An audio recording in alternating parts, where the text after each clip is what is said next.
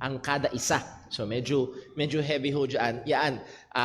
Dahil kamakailan lamang ho, meron tayong mga kapatiran na nag-overnight sa isang private resort. Ilan lamang sila pero 10,000 na agad.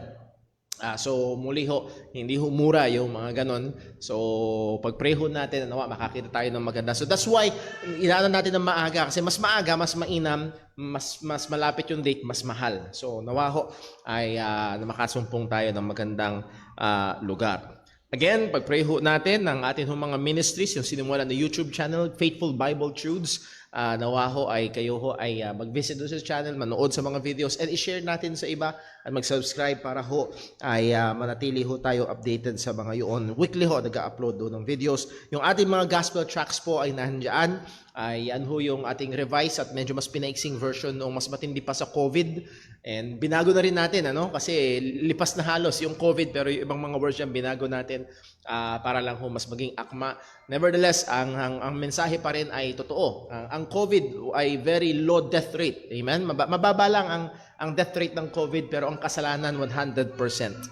So mas matindi pa sa COVID ang kasalanan, and ang mensahe ho ng maliit na gospel tract na yan ay ang kasalanan ay may solusyon.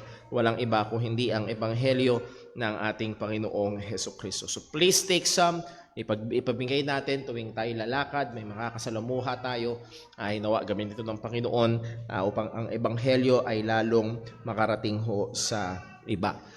Okay, so yun ho ang ating mga announcements. Meron pa ba ako nakakalimutan? Baka sakali.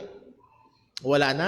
So mamayang hapon ho ay wala muna tayong Bible class. At yun ho ay sa kadahilanan sa aking kakulangan ng oras para mag-prepare. And salamat ho sa mga nag-pray kay Sister Jonah. Kahapon din namin akalain na magiging ganun yung epekto sa kanya noong hindi naman yata anesthesia. Ano tawag doon? Sedation. Akala ko nung una, mga 11:30, okay na, nasa bahay na kami, all is good. Nakauwi kami ng pasado alas 3, alas 6 na, hindi pa rin maayos. So, salamat sa Diyos at ngayon ay medyo maayos-ayos na. Meron pa rin konting nararamdaman, so patuloy niyo pakipag-pray ang aking maganda at mahal na asawa. At nawa ho ay patuloy na. Ang good news ho, dun sa kanyang endoscopy ay wala namang nakitang any major na problema. Ilang mga gasgas dahil sa acid. So, purihin ng Diyos na generally ay okay naman po. Okay, so yun ho ang ating mga announcements and reminders muli. Meron tayong mga group chats. So please, wag ho kayong mahiya na gamitin yung mga group chats na yan for prayer requests, for announcements. Nawa ho ay gamitin ho natin yan para mas madali na maipag-pray ng mga kapatiran. Huwag nyo lang gamitin sa chismis. Wag lang sa chismis. Minsan may mga jokes, welcome po yun. Pero nawa ho ay gamitin natin yan at upang lalo na maipag-pray natin ang isa't isa. Okay, with that, tayo ho ay dadako sa atinong paghahanda sa pagsamba. Magkakaroon ho tayo ng ilang sandali ng tahimik at personal na panalangin upang hingin ng tulong, gabay at pagsiyasat ng Panginoon sa atin. Let us pray.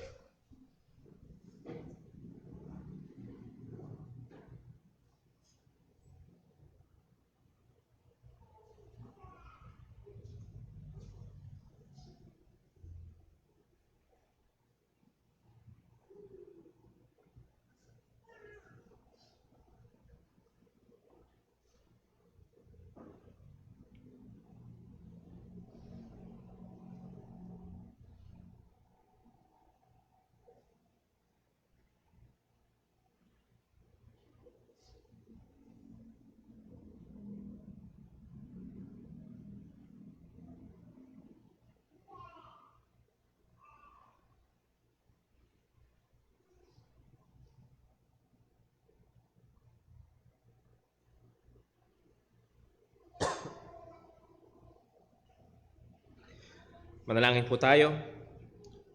Panginoon naming Diyos, aming Ama sa langit, kami ay patuloy na lumalapit sa iyo sa pamamagitan ng aming Panginoong Hesus na namatay, nilibing, muling nabuhay at ngayon nasa kanan mo namamagitan para sa amin. Salamat po sa katotohanan, O Diyos, na ibinigay mo ang iyong bugtong na anak upang maging tagapagligtas naming mga makasalanan. Salamat po at sa pamamagitan niya ay meron kaming paglapit sa iyo. Salamat po sa pamamagitan ng aming Panginoong Hesus ay pwede kami mag-alay sa iyo ng pagsamba na katanggap-tanggap sa iyong harapan. O Diyos, tulungan mo po nawa kami ngayon sa kabila ng aming mga alalahanin, mga kondisyon ng katawan, Tulungan mo kami, Panginoon, na tunay ngang makapag-alay sa iyo ng pagsamba na mabangong samyo sa iyo. Bigyan mo kami ng tamang mga puso. Bigyan mo kami, O Diyos, ng lakas, ng patuloy na kaalistuhan, Panginoon, upang sa buong gawain na ito ay maituon nga namin ang aming mga sarili sa iyo. Pagpalain mo pong bawat gawain, maging ang bawat tatayo sa harapan, O Diyos, sa pananalangin, sa pagkakaloob, ngayon din lalo't higit sa pangangaral ng iyong salita, maging sa aming pag-aawitan, ang lahat ng ito, O Diyos, nawa ay maging pagsamba sa iyong pangalan, sapagkat ikaw ay karapat-dapat. Panginoon, desperado kaming nangangailangan ng biyaya mo, sapagkat hiwalay sa iyo, wala kaming magagawa. Hiwalay sa iyo, ang pangsambang ito ay walang kabuluhan. Kaya ang tanging pag-asa namin ay ikaw, O Diyos, na magiging mabiyaya sa amin. Samahan, tulungan mo kami at gayon din, O Diyos, siyasatin mo kami sa anumang mga kasalanan sa aming mga buhay. Patawarin mo kami, Panginoon, kung meron man kaming mga nagawa o mga bagay na dapat naming ginawa na hindi namin ginawa para sa iyo. Patawarin mo po kami.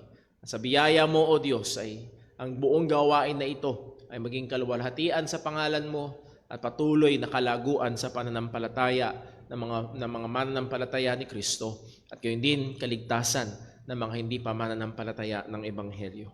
Lahat ng ito, Panginoon, ay hinihiling namin sa ngalan ng aming Panginoong Hesukristo. Amen. Tayo po tayong lahat at tayo po umawit sa Panginoon.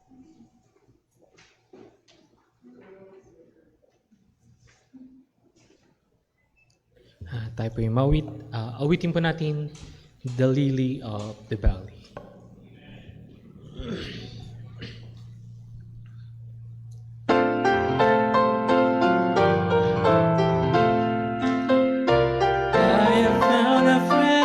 Jesus is everything to me. He's the fairest of 10,000 to my soul. The lily of the valley, in him alone I see. All I need to cleanse and make me fully whole. In sorrow is my comfort, in trouble is my stay. He tells me every care I need to roll. He's the lily of the valley, the bright and morning star. He's the fairest of 10,000 to my soul. He all my griefs has taken and all my sorrows. In temptation is my small and mighty tool. I am all him forsaken and all my idols do. From my heart I know he'll keep me by his power.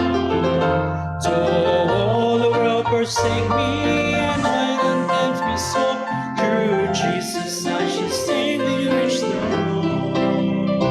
He's the lily of the valley, the bright and morning star. He's the fairest of 10,000 to my soul. He will never, never leave me, nor yet forsake me, while I live by faith into his blessed will. It's a wall of fire about me, I've nothing now to fear. With his manna in my hand, we so shall free. Then sweep me up to glory to see his blessed face, where rivers of life shall never roll. He's the lily of the valley, the bright and morning star. He's the fairest of 10,000 to my soul. Tayo po yung manatilang tayo para po sa ating pagkakaloob.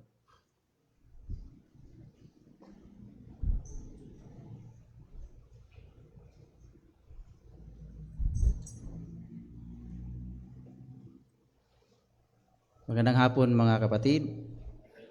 Para po sa Bible passage for giving, ating basahin ang 2 Corinthians chapter 9 verse 6 hanggang 8. Ready? Read. But this I say, he which soweth sparingly shall reap also sparingly, and he which soweth bountifully shall reap also bountifully. Every man according as he purposeth in his heart, so let him give, not grudgingly or of necessity, for God loveth a cheerful giver. And God is able to make all grace abound toward you, that ye, always having all sufficiency in all things, may abound to every good work. Tayo po ay manalangin. Aming Ama na sa langit, banal at makapangyarihan sa lahat, kami Panginoon ay nagpapasalamat sa iyo sa kabutihan mo sa amin, Panginoon. Lalo na Panginoon sa kaligtasan na aming natanggap, Panginoon. Binigyan mo kami ng biyaya sa aming spiritual na buhay para kami ay mailigtas sa kapahamakan, Panginoon. At lalo na Panginoon, nagpapasalamat din po kami sa buong linggong pag-iingat, sa paggabay, lalo na Panginoon sa biyaya ng trabaho na ibinibigay mo sa amin, Panginoon, sa paghahanap buhay, ay lagi kang nandyan, Panginoon, para kami ay bigyan ng kalakasan, Panginoon. Salamat, Panginoon, sa provision sa bawat isa sa amin, Panginoon. At nawa, Panginoon, sa hapong ito, nais ka naming purihin at pasalamatan sa aming mga handog sa iyo, Panginoon. Nawa, Panginoon, ay bigyan mo kami ng tamang puso na nagpapasalamat sa iyo, Panginoon. At nawa ang aming malilikom na salapi ngayong hapon ay magagamit lalo na sa paglagana pa sa iyong ibanghilyo sa dakong ito, Panginoon. At sa aming pakinig sa iyong salita ngayong hapon, bigyan mo kami ng karunungan. Ihanda mo ang aming sarili, ang aming puso, Panginoon, na kami, Panginoon, ay patuloy na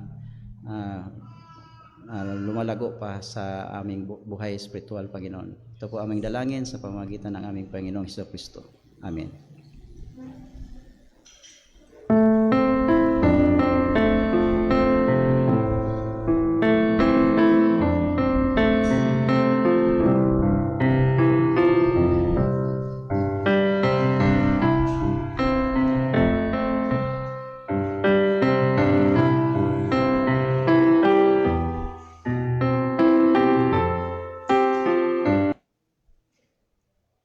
Tayo po ulit tumawid sa Panginoon.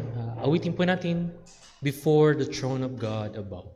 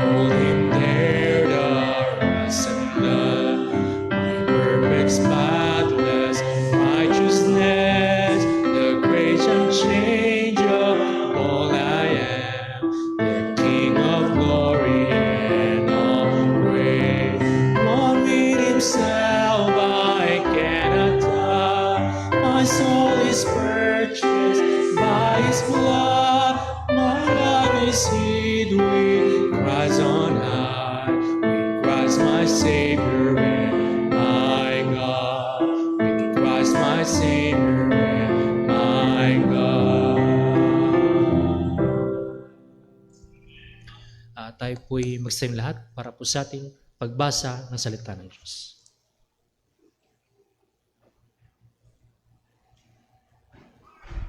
Sa ating pong pagbasa ng salita ng Diyos, ating pong basahin Magmula po sa Aklat ng Mga Gawa, chapter 18, verses 1 to 5. Sabay-sabay po nating basahin.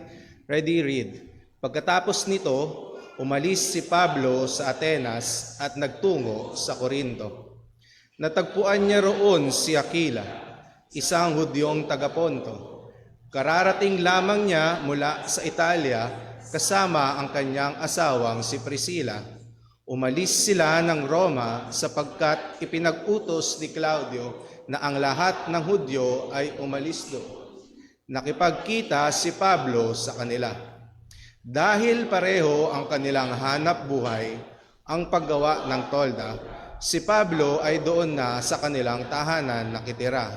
Doon sila magkasamang nagtrabaho. Siya'y nakikipagpaliwanagan tuwing araw ng Sabat sa sinagoga at nagsisikap na mahikayat sa pananampalataya ang mga Hudyo at mga Griego. Nang dumating na sina Silas at Timoteo mula sa Macedonia, iniukol na ni Pablo ang sarili sa pangangaral at pagpapatuo sa mga Hudyo na si Jesus ang Kristo. Purihin po ang ating Panginoon sa pagkabasa ng kanyang mga salita. Tayo po ay umupo.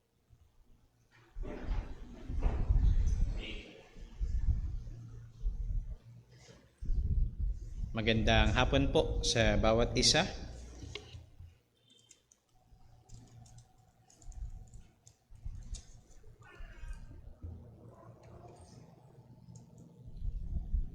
Ngayon ay magpapatuloy tayo sa ating pag-aaral dito sa Acts chapter 18 about God's sustaining grace to His servants' needs. God's sustaining grace to His servants' needs. At ito yung magiging buod ng ating mensahe. Ang Diyos ng lahat ng kaaliwan ay nagmamalasakit sa kanyang mga manggagawa, kaya't pinupunan niya sila ng kanyang biyaya at ipinagkakaloob ang kanilang mga pangangailangan upang sa kanila'y magbigay kalakasan. Tayo muna ay sumaglit na manalangin at tumingi ng paggabay at tulong sa ating Panginoon.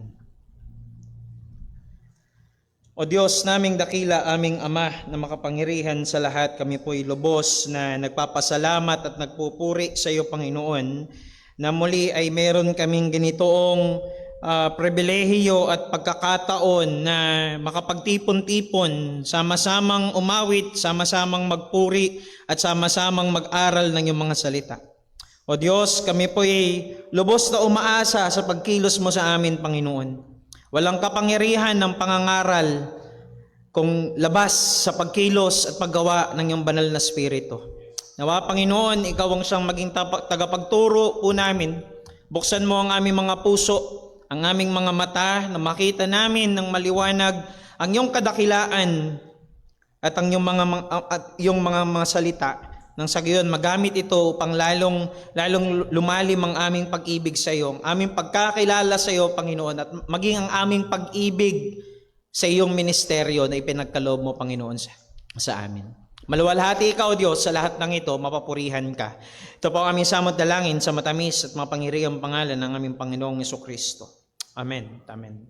Nakita natin dito last time, pinag-aralan natin yung 2 punto, yun yung nadaanan natin. At ipagpapatuloy lamang natin ito. First is the grace of companionship. The grace of companionship. At pangalawa, dito tayo natigil last time, the grace of compensation. Again, we have established sa nakaraang pag-aaral natin na ang mga pastor, ang mga lingkod ng Diyos, ang mga ministers ng gospel ay hindi dapat mga lovers of money. Hindi dahil sa hindi nila kailangan, no? Hindi kailangan ng mga pastor ng pera, kundi makita natin na ito'y isa sa mga qualifications ng mga overseers, ng mga pastor, ng mga ministers ng gospel. Again, hindi ito dahil hindi nila kailangan ng pera, kundi upang maging mabuting ehemplo sila na ang pagtitiwala natin ay hindi sa mga bagay na meron dito sa lupa, kundi nasa Diyos dapat ang ating lubusang pagtitiwala. Muli, sabi nga ni Charles Spurgeon, money is a good servant. but a bad master. Ang pera ay hindi masama. Gusto ko pong linawin yan sa atin. Again, ang pera ay hindi masama. Hindi ito evil in itself. Kaya nga pwede nating magamit sa ministeryo ng Diyos ang pera. Pwede itong maging kagamit-gamit, maging sa ministry. Pero ang paalala ni Spurgeon, don't make money your master. Bakit? Dahil kapag ginawa mong master ang pera, ay aalipinin ka niyan. Kapag pinaghari mo ang pera sa buhay mo, gagawin ka niya na para kang aso na merong tali sa iyong liig at magiging sunod-sunuran ka lamang sa iyong amo. Nakita natin na merong role na ginagampanan ang pera sa ministry.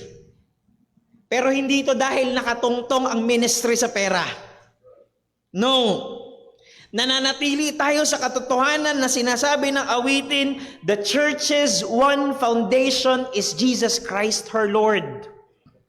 Ang ating pundasyon, ang iglesia ay nakatungtong hindi sa mga bagay na ito, hindi sa salapi, hindi sa pera, kundi ito ay nakatungtong sa ating Panginoong Hesukristo. Pero nais ko pong makita natin na ang pera, ang salapi ay isang biyaya ng Diyos maging sa kanyang iglesia. It is grace.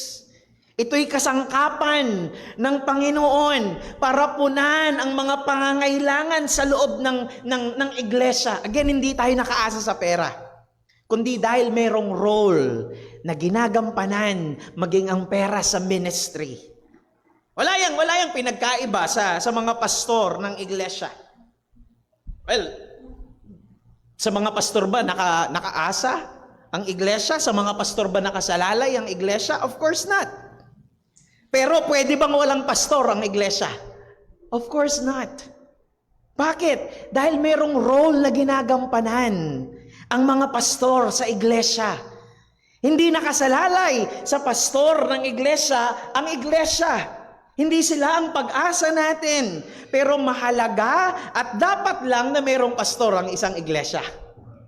Bakit? Dahil ang pagkakaroon ng pastor ay pagpapakita na iniibig at inaalagaan ni Kristo ang kanyang iglesia. Gayon din ang pera sa ministry. Hindi tayo nakaasa sa pera. Hindi 'yon ang sandigan natin. Pero mayroong role na ginagampanan ng pera sa ministry. Again, money is not evil.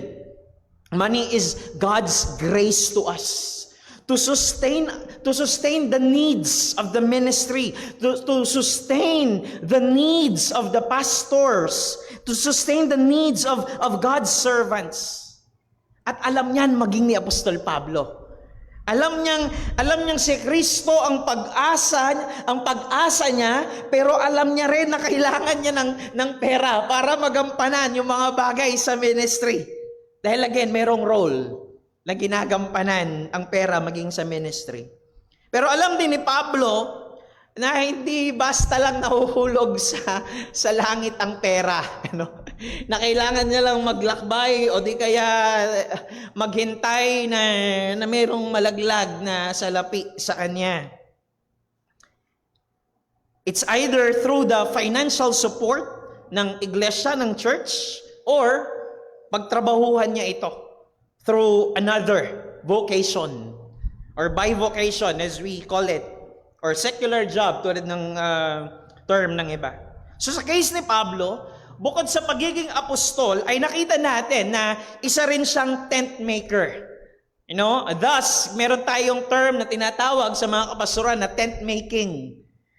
Or sa case ni Pablo, siya isang tent maker, or tinatawag din ito na leather worker. Bakit? Dahil yung ginagamit nilang pangbuo ng mga tent, again, hindi ito yung mga tent na ginagamit natin sa mga camping, mga glamping natin, yung sa mga Boy Scout na mga ganong klaseng camp, no? Itong klase ng mga tent na ito ay talagang natitirhan ng mahabang panahon. Lalo kasi may mga klase sila ng mga travelers, lumilipat-lipat sila ng lugar. Now, ang ginagamit nila dyan ay mga balat ng kambing. Kaya ang common na tawag talaga dyan is leather worker. By the way, sa mga Hudyo, yung trade nila or yung trabaho or sabihin na natin yung skill set na meron sila ay usually galing sa kanilang mga tatay, galing sa kanilang ama. Dahil part ng tradisyon ng mga Hudyo na yung mga ama ay ipinapasa nila sa kanilang mga anak yung kanilang trade, yung kanilang trabaho, yung kanilang skill set. Dahil sa mga Hudyo, meron silang kasabihan na kung hindi mo tuturuan ang iyong anak na mangisda, mag-fishing. Kung hindi mo tuturuan ang iyong anak na mangisda, para mo na rin siyang tinuruan na magnakaw. Merong ganong paniniwala ang mga Hudyo. Kaya ang ginagawa nila ay tinuturuan nila habang bata pa lang ang mga anak nila ng ganitong mga gawain para pagtanda nila ay pwede nilang magamit yon para pagkakitaan nila.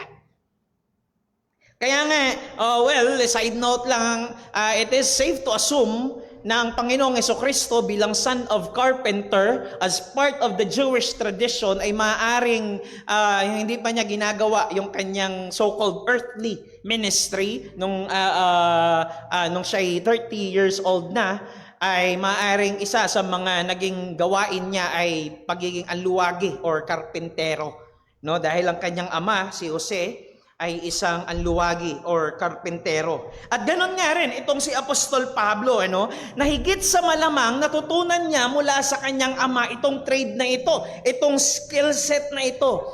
And through this trade, nakilala ni Apostol Pablo sina Aquila and Priscilla. At nakita natin yan last time na sila yung naging God's grace of companionship ni Apostol Pablo sa mga panahong wala pa si Timothy and Silas. At makita natin, mga kapatid, mahirap ang ministry. Hindi madali ang ministry. At mas lalong magiging mahirap yun kung wala kang katuwang.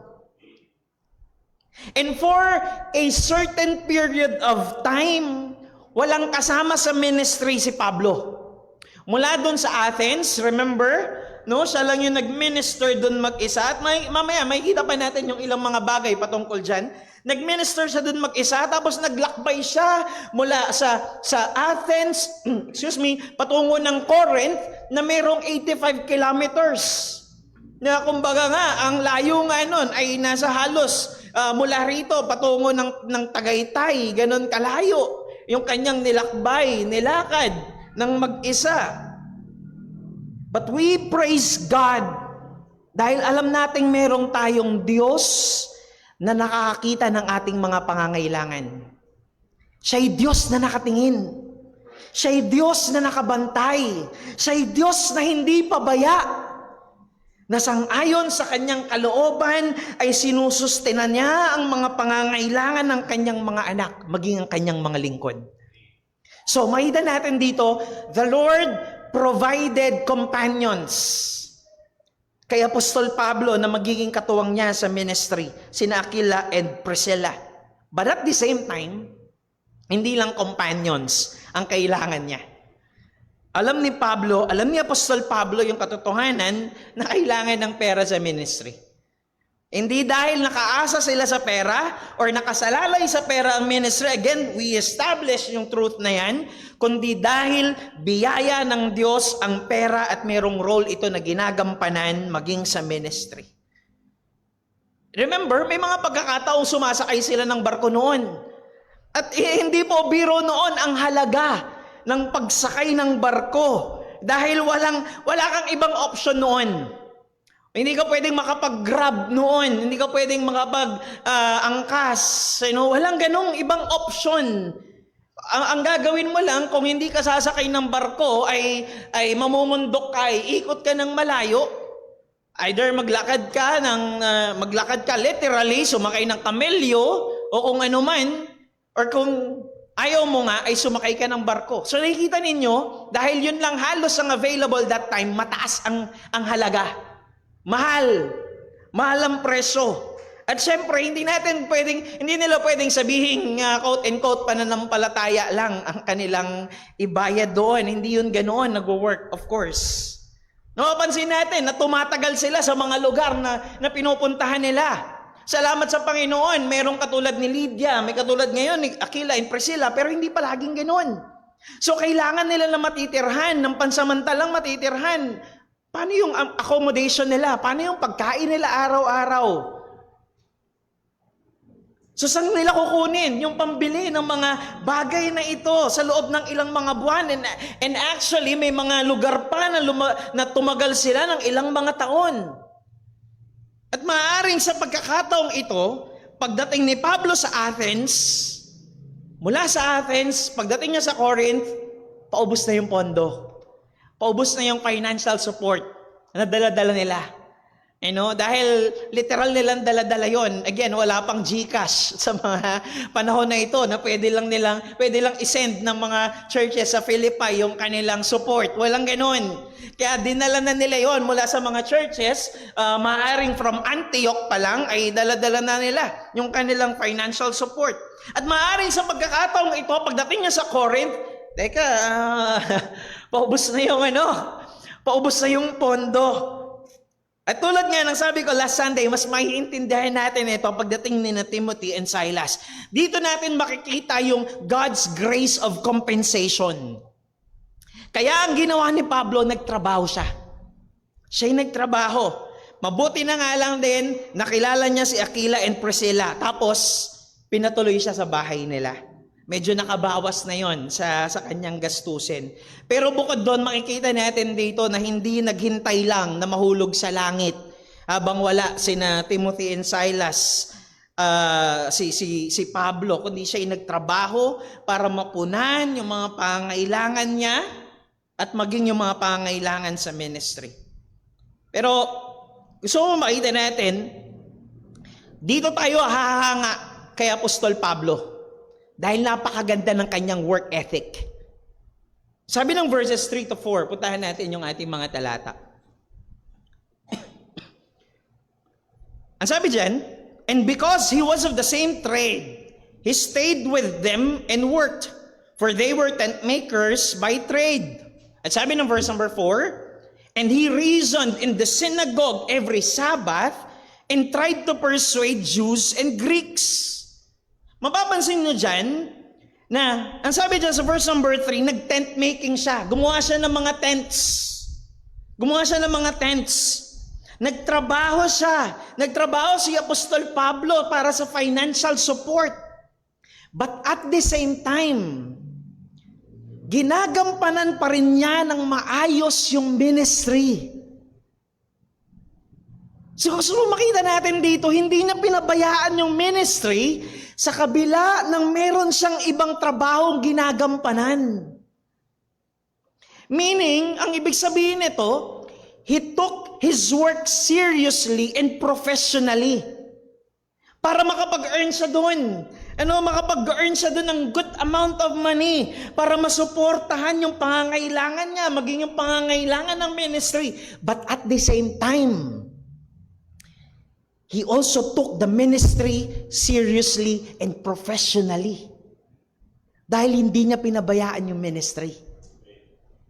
Kumbaga, meron siyang pinagkakaabalahan para pagkakitaan, pero hindi na compromise ang ministry. Parehas niyang tinitignan ito na kailangan niyang seryosohin, kailangan niyang i-take as professional as possible itong magkabilang bagay na ito. Ibig sabihin, hindi na compromise ang ministry dahil sa nagtatrabaho siya or nagte-tent making siya.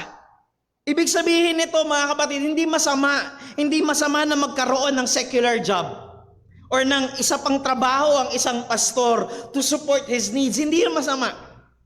To support his family's needs and to support the ministry. Diba nakita pa nga natin, diba last time, maraming mga benefits actually na kung sakali man magkaroon ng secular job ang mga ministers ng gospel. Pero makikita natin dito, hindi dapat maaapektuhan ng trabaho na yon, whether secular job yan, whether business yan, whatever financial needs, hindi dapat maaapektuhan niya ng ministry. He should take both his work and the ministry seriously and professionally. So the pastor should understand na yung tent making, kung ano man yan, trabaho, buhay, business, Ito'y kasangkapan lamang ng Diyos para mapunan yung mga pangangailangan niya at yung mga pangangailangan ng ministry. At maaari din po nating gusto kong i-extend yung application nito. Hindi lamang sa mga pastor at sa mga mangangaral ng ebanghelyo, kundi maging sa bawat isang mga mananampalataya. Una sa lahat, nais ko pong makita natin na mahalaga ang trabaho. Mahalaga ang trabaho. Actually, sa hardin pa lang ng Eden, bago pa pumasok ang kasalanan, binigyan na ng Diyos ng trabaho si Adan.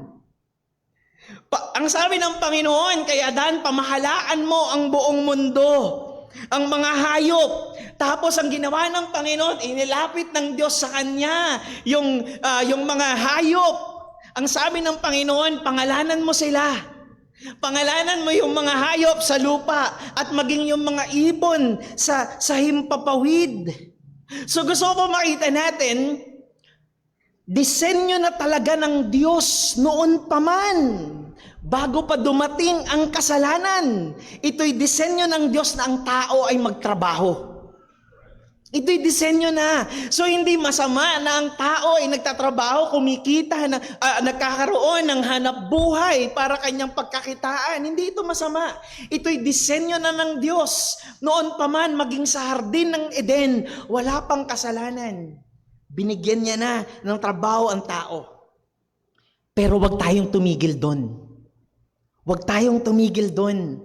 Dahil ang Diyos mismo, gusto ko makita natin ito, ang Diyos mismo ang naging ehemplo natin. Ang sabi niya sa Genesis chapter 2, verse number 2 and 3, and on the seventh day, God finished His work that He had done, and He rested on the seventh day from all His work that He had done. So God blessed the seventh day and made it holy, because on it, God rested from all His work that He had done in creation. Gusto ko po makita natin dito, God Himself is our great example. Nilikha niya ang buong sangnilikha sa loob ng 6 na araw at ang lahat ng kanyang mga nilikha ay mabuti. It was good. It was good. Lahat ng mga gawa ng kanyang kamay, it was good. Gusto ko po makita natin, ito'y napakagandang example sa atin na magtrabaho ka, mag-business ka, maghanap buhay ka, mag-aral ka. Pero gawin mo ito ng maayos. Gawin mo ito ng may katiwasayan, may kahusayan, may katapatan. At nang makita mo ang mga gawa ng iyong mga kamay, it was good.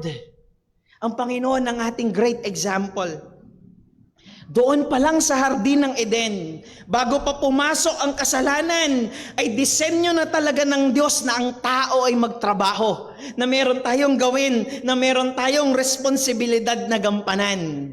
Ini-establish po natin yan na doon pa lang. Pero nais ko rin pong makita natin mula sa salita ng Diyos na maging sa hardin ng Eden ay meron ng disenyo ng Lord's Day. Ang sabi ng Genesis chapter 2 verse number 3 doon sa binasa natin, so God blessed the seventh day and made it holy. Napakaganda ng pagkakagamit niyan doon sa Tagalog, sa ESND. Sabi ng salita ng Diyos, binasbasan niya ang 7th araw at itinuring na di pangkaraniwang araw. Hindi pangkaraniwang araw. Tulad ng example ng Panginoon, magtrabaho tayo. Mag-business, mag-aral, maghanap buhay, gawin ang ating mga responsibilidad sa loob ng 6 na araw. Ngunit tulad din ng example ng Panginoon, yung isang araw doon sa buong linggo na yon, gawin mo yung banal. Literally, ibig sabihin nun, ihiwalay mo yun. Separate it. Sanctify it. Ihiwalay mo yung araw na yun. Itabi mo yun para sa Panginoon. Gawin mo yung araw na yun na hindi yun pangkaraniwan. Ibig sabihin, hindi yung katulad nung 6 na mga araw. Gawin mo yung araw na yun na espesyal at naiiba sa ibang mga araw. Kaya nga ang tawag natin dito ay Lord's Day. Ito'y araw ng Panginoon. Magtrabaho tayo, mag-business tayo, mag-aral. Gawin natin yung lahat ng mga responsibilidad natin sa loob ng 6 na araw. Pero ilaan natin ang araw ng Panginoon na para sa Kanya lang. Hindi pangkaraniwang araw. Espesyal, banal, para sa Kanya. Mga kapatid, gusto po makita natin, hindi nais ng Diyos na malugi ang business natin. Pero kalooban ng Diyos na ilaan mo ang araw ng Panginoon para sa Kanya. Hindi nais ng Panginoon na masira ka sa trabaho, mawalan ka ng trabaho, pero kalooban ng Panginoon na ilaan mo ang araw ng Panginoon para sa Kanya. Hindi nais ng Panginoon na bumagsak ka sa eskwela, na hindi mo magawa yung iyong mga task na kailangan gawin. Pero kalooban ng Panginoon, kalooban ng Panginoon na ilaan mo ang araw ng Panginoon para sa Kanya. Gawin mo itong banal. Gawin mo itong hindi pangkaraniwan. Gawin mo itong espesyal para sa Panginoon, nakatabi para sa Kanya lang. Sa iyo na yung 6 na araw Itabi mo yung isang araw na yon, ang araw ng Panginoon para sa Kanya. So paano, Brother Darrell? Baka malugi yung business namin. Brother Darrell, ang hirap maghanap ng trabaho na walang linggo. Baka magalit yung boss ko sa trabaho. Baka kapag nakipag-arrange ako ng schedule na walang linggo, magalit yung mga boss sa trabaho. Brother Darrell, baka bumagsak ako sa eskwela. Paano yung projects ko? Paano yung mga tasks, mga assignments, yung exam? Anong kalooban ng Panginoon?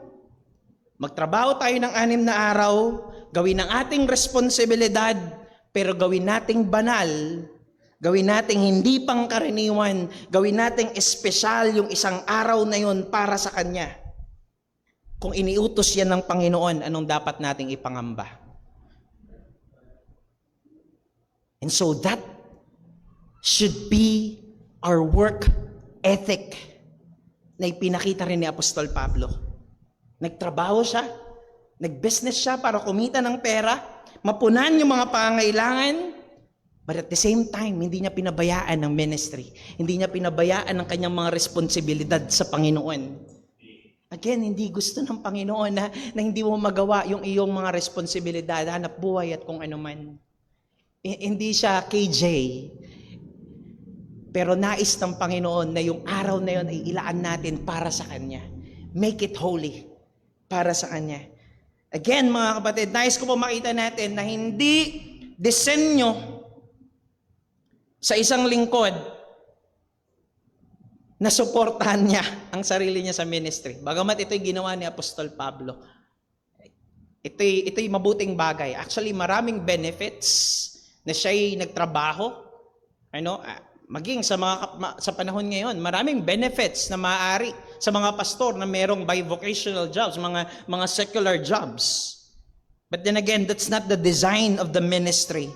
Hindi disenyo ng Diyos na yung pastor, sa isuportahan niya pa ang kanyang sarili sa ministry.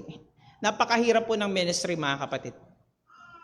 At kung yung pastor pa ang susuporta sa sarili niya para sa ministry, kumbaga parang dinagdagan pa natin yung kanyang burden. At ang disenyo ng iglesia ay magtulungan tayong buhatin ang burden ng bawat isa. Again, hindi ko sinasabing masama na magkaroon ng bukod na trabaho, ng bivocation, ng secular job. Pero kung may kakayahan ng iglesia na suportahan ng pastor para mas makapag-focus siya sa gawain ng ministry, yun sana ang dapat gawin ng iglesia. At yun kasi ang mangyayari dito. Ang sabi ng Acts chapter 18, verse number 5. When Silas and Timothy arrived from Macedonia, Paul was occupied with the word, testifying to the Jews that the Christ was Jesus. Ang ganda ng translation niyan sa Acts chapter 18 verse number 5. Mapapansin nyo, yung time marker ay iba yung pagkaka-translate. Ang sabi sa NLT, New Living Translation, and after Silas and Timothy came down from Macedonia, Paul spent all his time preaching the word. So ang sabi doon, nung dumating na raw sina Timothy and Silas, nakapag-focus na sa ministry, muli si Pablo.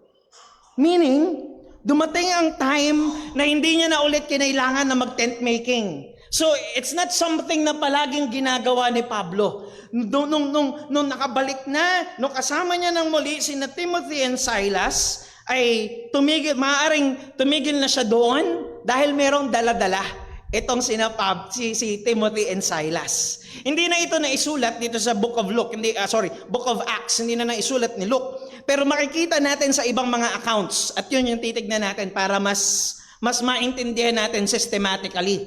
Ano? Tingnan natin. Sabi ng 1 Thessalonians chapter 3 verses 1 and 2. Ang sabi doon, therefore, when we could bear it no longer, we were willing to be left behind at Athens alone. And we sent Timothy, our brother and God's co-worker in the gospel of Christ, to establish and exhort you in your faith. So ito yung sabi ko na hindi na naisulat na account ni Luke. Nung nasa Athens si Pablo, 'di ba yung mga sumama sa kanya noon, anong habilin niya? Kasi nagstay si Timothy and Silas sa Berea, right? Ang sabi niya, pagbalik niyo doon, sabihan niyo si Timothy and Silas, sumunod din agad. At ito yung hindi na naisulat ni Luke. Ang sabi niyan, we were willing to be left behind at Athens alone. So makikita natin dito, na doon sa Athens, nakasunod din agad si Timothy and Silas.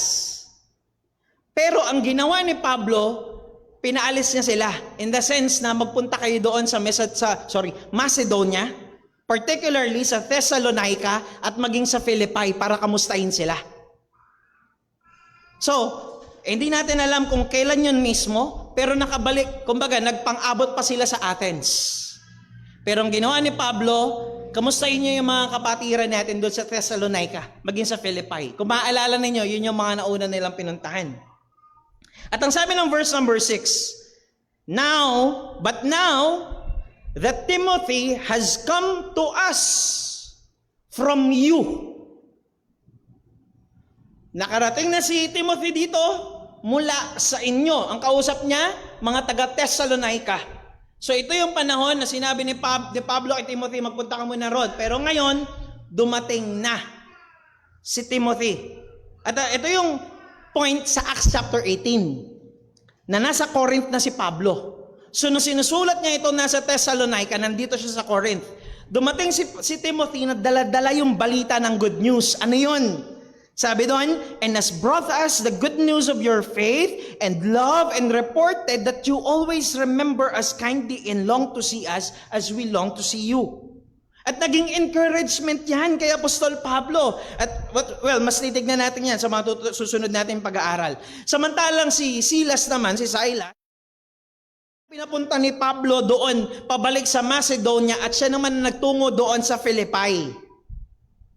Kasi ito ang sabi ni Pablo sa mga taga-Philippi sa Philippians chapter 4, verse number 15.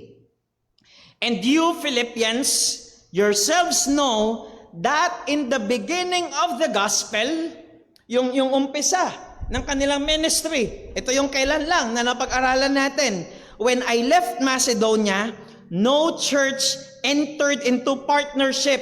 Ang tinutukoy niya dyan ay yung financial support na ibinigay ng mga taga-Philippi with me in giving and receiving except you only. Even in Thessalonica, nung nandun kami sa Thessalonica, you sent me help for my needs once and again. So bukod sa panahong nandun sa Thessalonica si Pablo, meron pang isang lugar outside Thessalonica na nandoon siya, na nagpadala sila ng financial support itong mga taga-Philippi. Ang tanong, kailan yon? Saang lugar yon? Nasa 1 Corinthians 11 verse number 9. Sabi ko nga sa inyo, ilang mga talata to see it systematically. 11 verse 9 ng 1 Corinthians. And when I was with you and was in need, nung kasama nyo ako, yun yung mga panahon nangangailangan ako. Yun sinasabi rito ni Pablo. Ito yun. Remember, ito yun nasa Acts chapter 18. Nung nandoon siya sa Corinth. Ang sabi niya, I did not burden anyone. For the brothers who came from Macedonia supplied my need. So I refrained and will refrain from burdening you in any way. Ibig sabihin, nung pagdating ni Timothy and Silas, ay hindi lang basta grace of companionship ang daladala nila. Kundi daladala ni Timothy and Silas yung financial support. Galing sa mga taga-Macedonia to help the needs of the ministry. Maaari, meron ding dala galing from Thessalonica, we don't know. Pero general kasi ang pagkakagamit, the Christians or the churches in Macedonia, which includes yung Thessalonican church at yung Philippian church. Kaya nga pagdating ni Timothy and Silas, nakapag-focus na siyang muli sa ministry. Bakit? Kasi ito na yung financial support. Pablo, sige, itabi mo na yan. Hindi mo na, wag ka nang mag-sideline ng tent making. Ito na yung ating financial support. Sana nakikita po natin na ang burden dito ay hindi doon sa pastor. Kundi nasa church ang burden nito. Na ang maging goal ng iglesia ay masuportahan ang lingkod ng Diyos na matulungang mas gumaan yung burden na daladala nila dahil sa ministry. Dahil again, mabigat yung burden. Mabigat yung burden na yon na meron ang ministry. At kapag meron pang ibang mga responsibilities both sa ministry, of course, lalo kung pamilyado, 'di ba? Kailangan niya ring i-attend ang kanyang family. So aside from that, yung ministry, yung family, at kung meron pa siyang another job, secular job, another responsibilities, another burden yun. So makita natin, again, may mga benefits ang bivocation or ang secular job para sa mga pastor or ministers ng gospel, pero hindi po yun madali. Hindi yun madali. At titignan natin mula sa salita ng Diyos na kung tutuusin, hindi po ito ang disenyo. Tignan natin mula sa 1 Corinthians chapter 9 verses 1 to 18. At ayan yung basahin ko ito sa Tagalog, sa translation ng Ang Salita ng Diyos, ASND. Sabi ni Pablo, hindi ba't malaya ako? Hindi ba't isa akong apostol? Hindi ba't nagpakita mismo sa akin ang aking Panginoong Jesus? Hindi ba't dahil sa akin kaya kayo naging mga mananampalataya? Kahit hindi man ako kilalanin ng iba bilang apostol, alam kong kikilalanin ninyo ako dahil kayo mismo ang katunayan ng aking pagiging apostol. At dahil sa akin, kaya ngayon kayo ay nasa Panginoon. At ito nga ang sinasagot ko sa mga taong hindi kumikilala sa akin bilang apostol. So dito, ini-establish ni Apostol Pablo kung sino siya. Sabi ni Pablo, isa akong apostol. Isa akong apostol. At sinasabi niya rito, nag-minister ako sa inyo Mga taga-Corinth, mga Corinthian believers, nag-minister ako sa inyo. Na kahit ayaw maniwala nung ibang apostol ako, witness ko kayo Kayo yung witness ko. Na tunay yung aking apostleship. Yung apostle ministry ni Apostol Pablo. At ang sabi pa ni Pablo, siya yung ginamit ng Panginoon upang maligtas yung mga taga-Corinto. Again, hindi masama kung sabihin natin tayo yung ginamit ng Panginoon para makakilala sa Panginoong Jesucristo yung ibang mga mananampalataya. Nothing wrong. After all, language ng Bible yan na ginagamit dito ni Apostol Pablo. Pero dapat maging maingat tayo na hindi pagyayabang ang ating dahilan kung bakit natin ito sinasabi. Kasi dito kung uunawain mo, kaya yun sinabi ni Pablo ay hindi para magyabang, kundi dahil meron siyang gustong puntuhin. Hindi dahil para magyabang, mangonsensya o manggil trip. Hindi yun. At actually, kung naiintindihan nyo, may issue na dinidil dito si Pablo. May mga hindi kumikilala ng kanyang pagiging apostol. So may kumakalat na issue, no? Sa Corinth. Sabi ni Pablo, bilang apostol, wala ba kaming karapatan na tumanggap ng pagkain at inumin mula sa mga napangaralan namin? Ito yung dahilan. Itong verse na ito ang pinakadahilan kung bakit sinabi ni Pablo yung nasa verses 1 to 3 at dito rin sa idea na to iikot yung mga susunod niyang sasabihin. Ano yun? Yung karapatan bilang isang nagme-minister ng gospel sa kanila. So makikita natin ang context nito ay yung financial support ng iglesia sa mga ministers ng gospel, sa mga mangangaral. Sabi ni Pablo, verse number 5, wala ba kaming karapatang magsama ng asawang mananampalataya sa aming paglalakbay? Tulad ng ginagawa ng mga kapatid sa Panginoon, ni Pedro at ng iba pang mga apostol. Sinasabi rito ni Pablo na hindi raw nila pwedeng, hindi ba namin pwedeng isama yung mga asawa namin sa ministry, you know? Kasi ang sinasabi niya diyan, kasi nga sila Pedro pati yung ibang apostol, kasama nila sa ministry yung kanilang mga asawa. So makita mo, meron nga diyang ini-imply na si Pedro ay merong asawa, na tinitignan siyang first pope ng Catholic. So kung ganun nila tinitignan, ay disqualified siya dahil meron siyang asawa. Pero yun nga, sabi ni Pablo, sina Pedro, yung ibang mga apostol, kasama nila sa ministry, yung kanilang mga asawa. Pero ang tanong dyan, kung uunawain natin, ang issue ba dyan ay maisama lang nila yung kanilang asawa? Again, what's the context?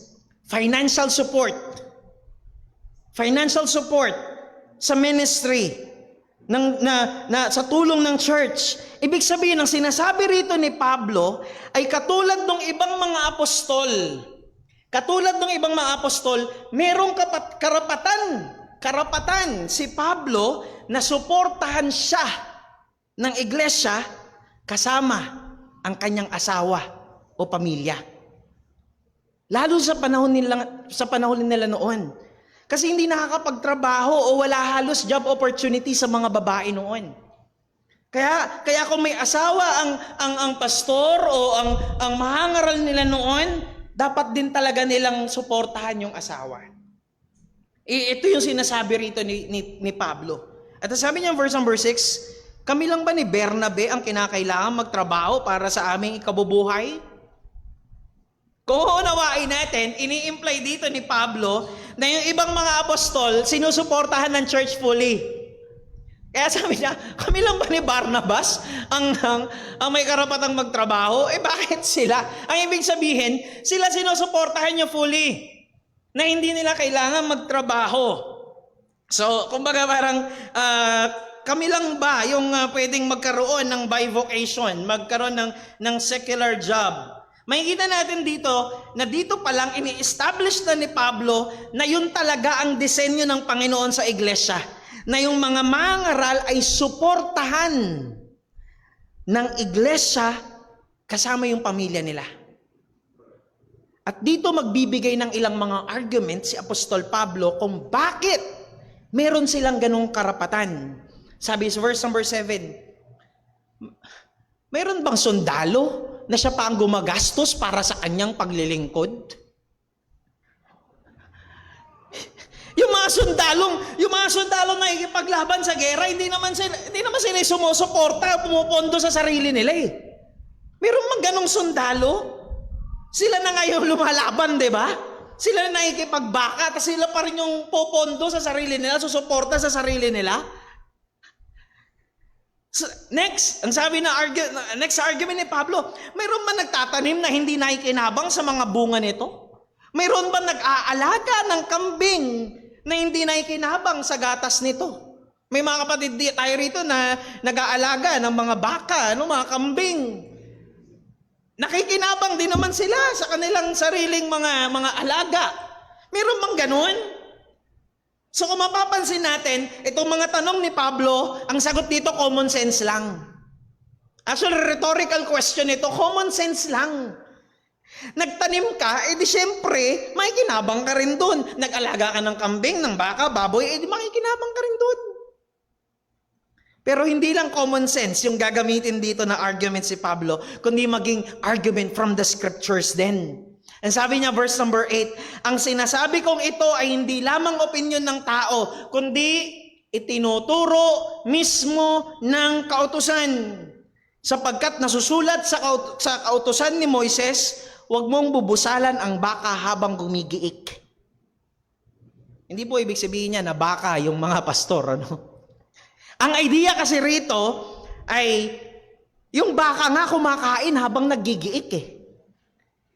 Sa giikan kasi, habang umiikot yung mga baka, merong balderon sa harapan nila, may bucket sa harapan niya, no? Na nilalagyan nila yun ng damo na kinakain niya habang naggigiik. Ang idea kasi ay parang hinahabol ng baka yung pagkain. Sinusundan niya kaya siya nagmo-move forward. Kaya ang ginagawa nila, nilalagyan nila yon ng ani o ng damo bago pa maubos. Dahil kapag naubos yun, titigil na yung baka. Wala na siyang sinusundan eh. Hindi na siya makakapag-giik. Kaya sabi ni Pablo, pag binusalan mo yun ng bibig yung baka, hindi maglalakad yun, hindi makakapagtrabaho yun kasi hindi siya makakain eh. Hindi siya makakain. At ito yung sabi ni Pablo, ang mga baka lang ba ang tinutukoy dito ng Diyos?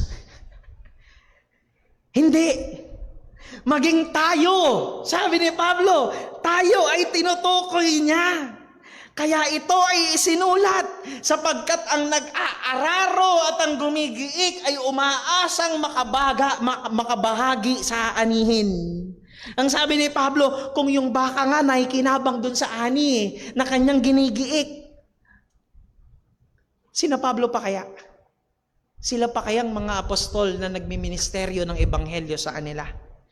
Sabi ng verse number 11 and 12, nagtanim kami sa inyo ng mga espiritual na pagpapala.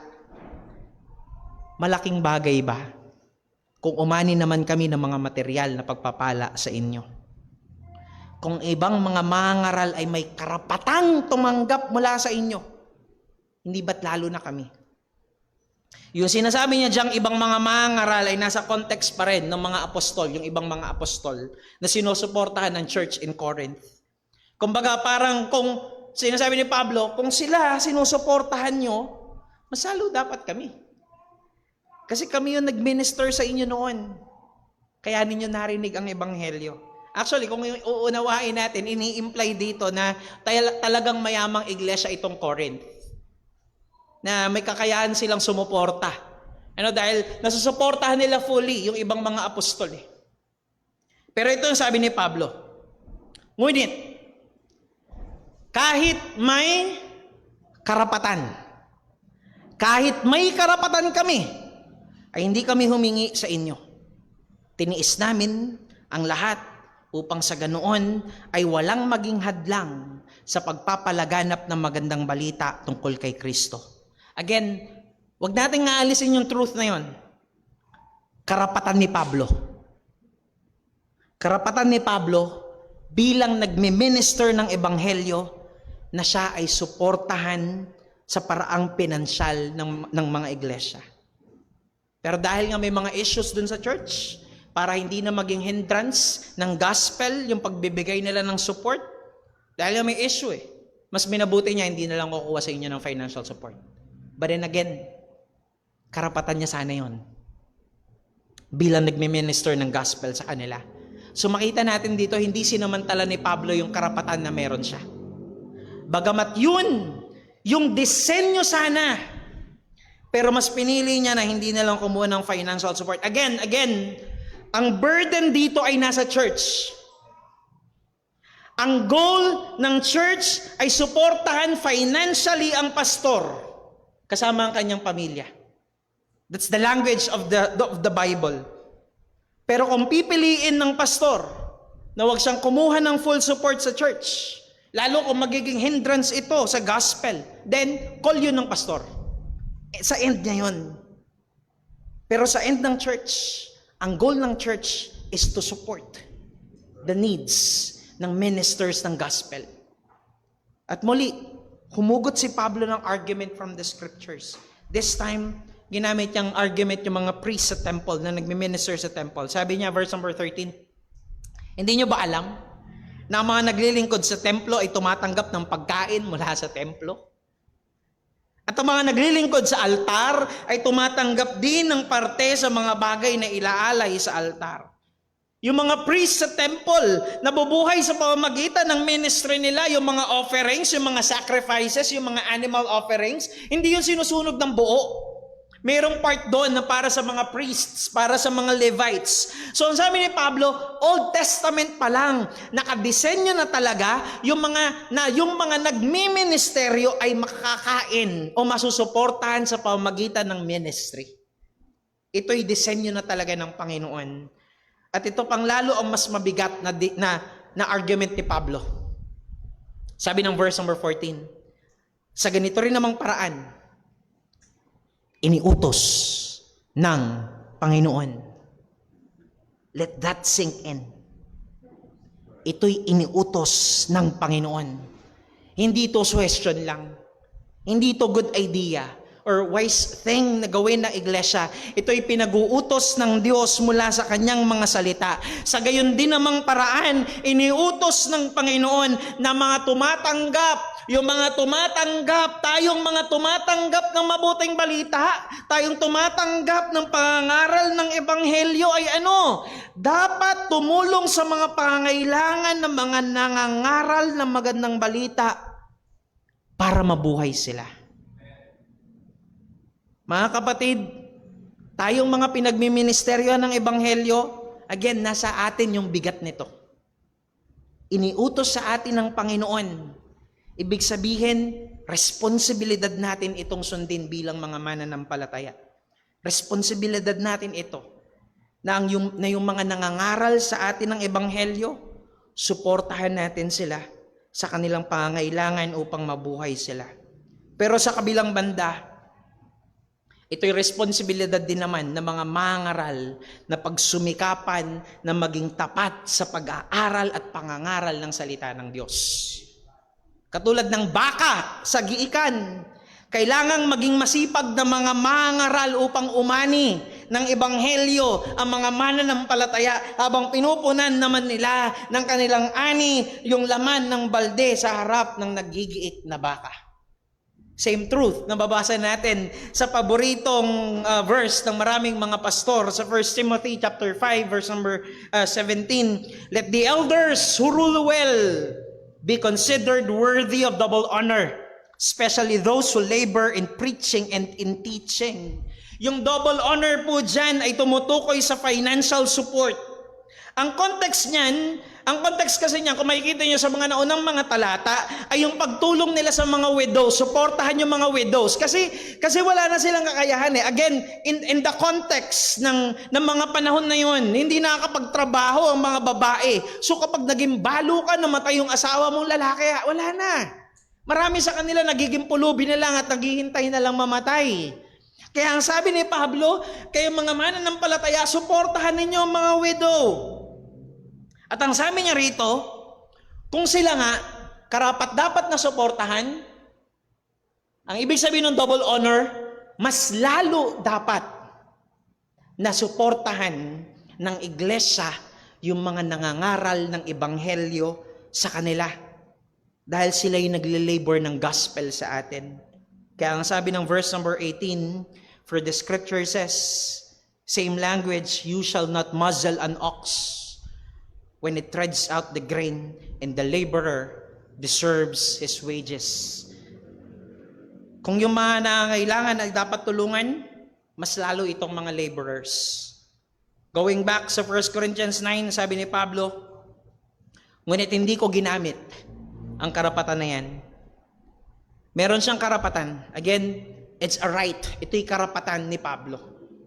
Meron siyang karapatan bilang laborer na worthy of double honor, pero hindi niya ginamit yung karapatan na yon. Again, mga kapatid, ito'y sa end ng mga ministers.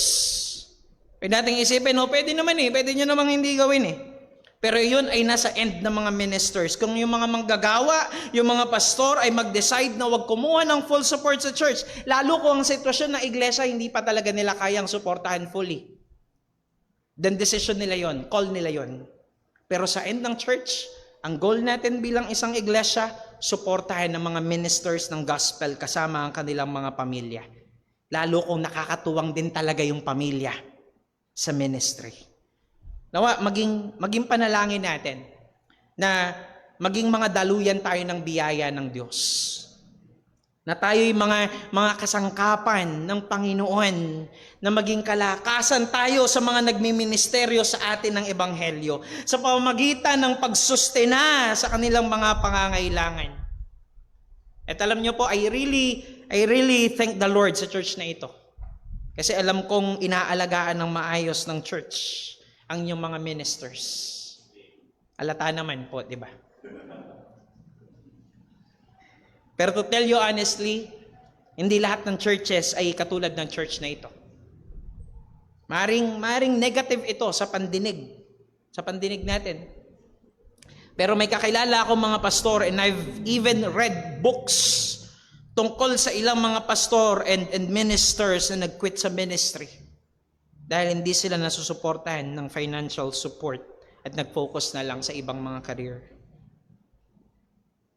Mukhang pera ba sila? Tingin ko hindi yun ang dahilan. Ang Bible mismo ang nagsabi, kahit yung baka man, titigil sa pag-iik kapag binusala ng bibig. Pag hindi na siya nakakain. Pag wala ng laman, wala ng ani, wala ng damo, laman ng balde sa kanyang harapan. Baka kasi mag-focus tayo masyado doon sa nag-quit sa ministry na pastor. Pero hindi natin napansin na meron nga palang church na dapat sinusuportahan yung pangangailangan ng mga ministers nila.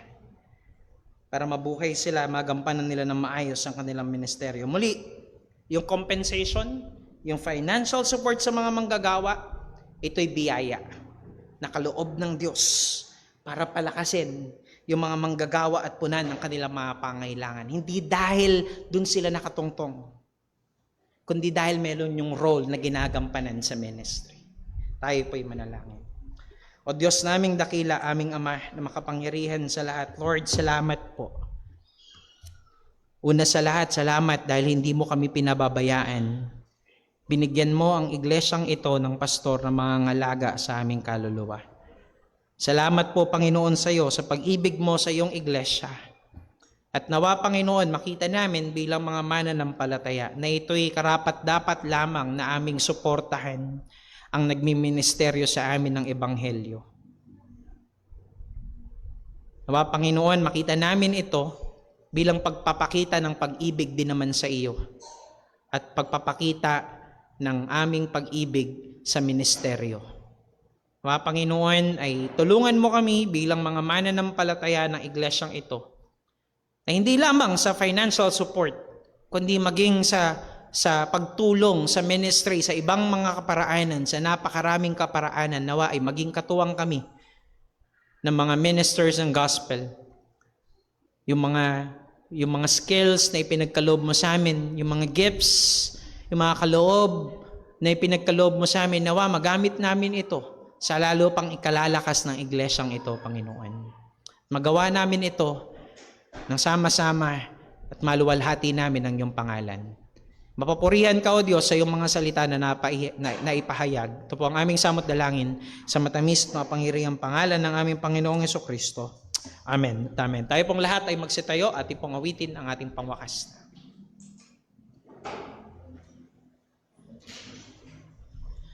Tayo po mawit. Awitin po natin, Great is Thy Faithfulness.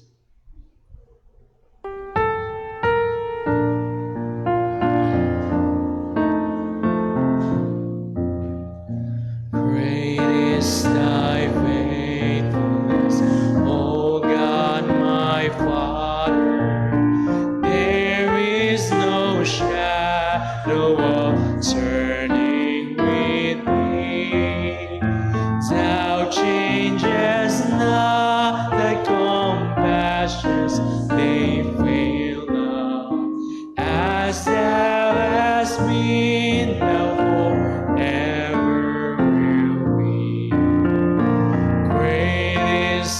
thy faithfulness. Great is thy faithfulness. Morning by morning, new mercies I see. All I have needed, thou hast provided. Great is thy faithfulness, Lord, unto me. Pardon for sin and a peace that endureth. Thine own dear presence to cheer and to guide. Strength for today and hope for tomorrow.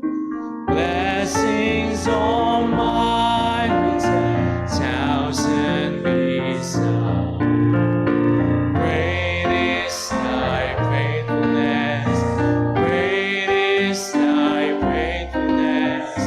Morning by morning, new mercies I see. All I have needed, thou hast provided.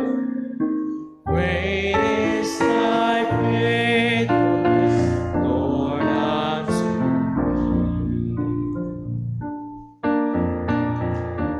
Amen. Purihin ang Panginoon at salamat sa Diyos sa kanyang patuloy na paalala, pagtuturo sa bawat isa sa atin. At muli mga kapatid, from Sunday school up to this afternoon, let's go back sa mga salita ng Diyos na atin na pag-aralan. Pagbulayan natin throughout the week. Hayaan natin na patuloy ito magbigay ng liwanag at gabay sa ating mga pamumuhay. At sa ating paghiwa-hiwalay nawa, ang pagpamahal ng ating Ama, ang biyaya ng ating Panginoong Hesukristo, at ang presensya ng Banal na Espiritu sa bawat isa sa atin, at patuloy tayong maging tagapaglingkod ng Panginoon at mabuting patotoo alang-alang sa Kanyang pangalan. Magandang hapon po. God bless. Dito tatapos ang ating afternoon service. After 10 minutes po ay dadako tayo sa ating prayer meeting. Maraming salamat.